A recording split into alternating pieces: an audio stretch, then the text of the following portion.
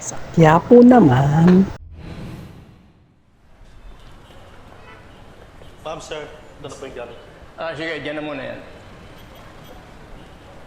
Art? Kumusta na kaya si Tanggol? Di ba sinabi ko sa'yo, huwag na natin pag-usapan si Tanggol. Eh kasi baka magtanong si Mokang tungkol sa kaibigan niya. Baka nakakalimutan mo, yan si Tanggol, walang binigay kay Mokang, kundi perwisyo at sakit ng ulo. Malayong malayo siya kay Alberto. Si Mokang, masaya na sa asawa niya, kaya hindi na niya alamin kung kumusta na yung Tanggol na yan. Pinalimutan na niya yung lalaking yun, kaya kalimutan na rin natin. Hoy!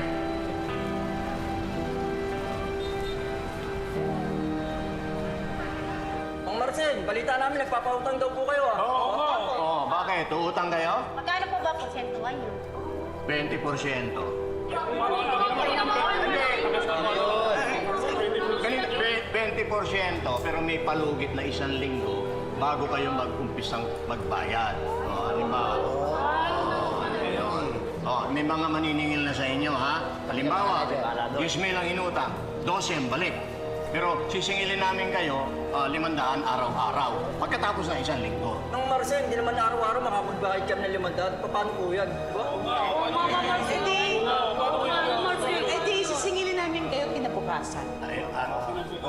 May penalty pag hindi nakabayad sa araw na siningil kayo. Sado naman mabigat, Mang Marcel, kung lalagyan mo pa ng penalty, di para naman kayo surodan yan. Iba ako kay Roda. Ganito. Paliwanag mo na yan. Ganito. Gusto ko kayong tulungan. Pero, siyempre, kailangan kumita rin ako. Tsaka, para magkadisiplina tayo, hindi makalimutan yung obligasyon sa amin. Ayun, ganun lang yun. Diba? Sinong utang? Sige Mang Marcel, kuha po ako 20,000. 20 mil. Yun. Salista ko na. Isa na lang. Bakit kayo magulo isa na? 20 mil? Yun. Mamaya nyo, perma ka rito ha. Dapat mo yung pera. Pirmay mo. Ito. Salamat po, aninita. Perma ka sa dulo niya. Si Lisa. Lisa. Ikaw, Okay, 10,000. Lisa. 10,000. Perma na rito.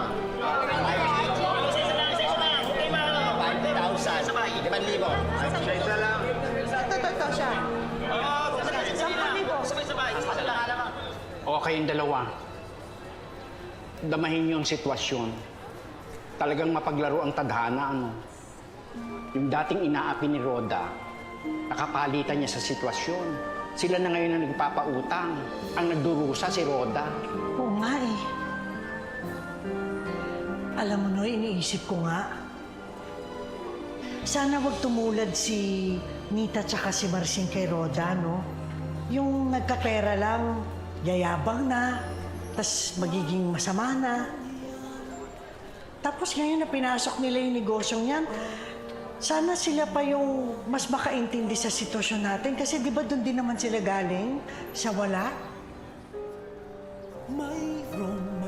O Tinding, bakit ang tahimik mo?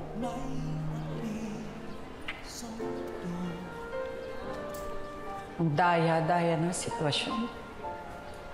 Sakit. Nagawa ni Tanggol na magnakaw para kay Mokang. Para tulungan si Mokang. Pero ano ngayon? Tinalikuran ang apo ko ng kaibigan niya at nagpakasal sa iba. Habang ngayon, nagdurusa si Tanggol sa kulungan. Ay, naku, Tingdeng. Isa pa yan. Hindi nyo naramdaman ko kanina eh. Biruin mo. Ang dami-dami ginawa ni Tanggol para kay Mokang. Ang iniisip ko ngayon kung alam na kaya ni Tanggol?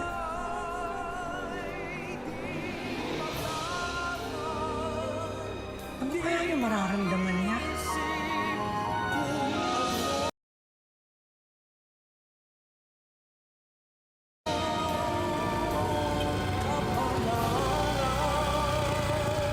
Hindi ko na alam ang gagawin ko. Parang mas nalagay sa alanganin ng buhay ko ngayon. Ang akala ko, makakapagbagong buhay na ako sa loob ng kulungan. Pero ngayon, mas magiging impyerno ang buhay ko. May pagkakataon na akong tumakas. Kaya lang pag ginawa ko ito, siguradong papatayin nila ang mga kaibigan ko.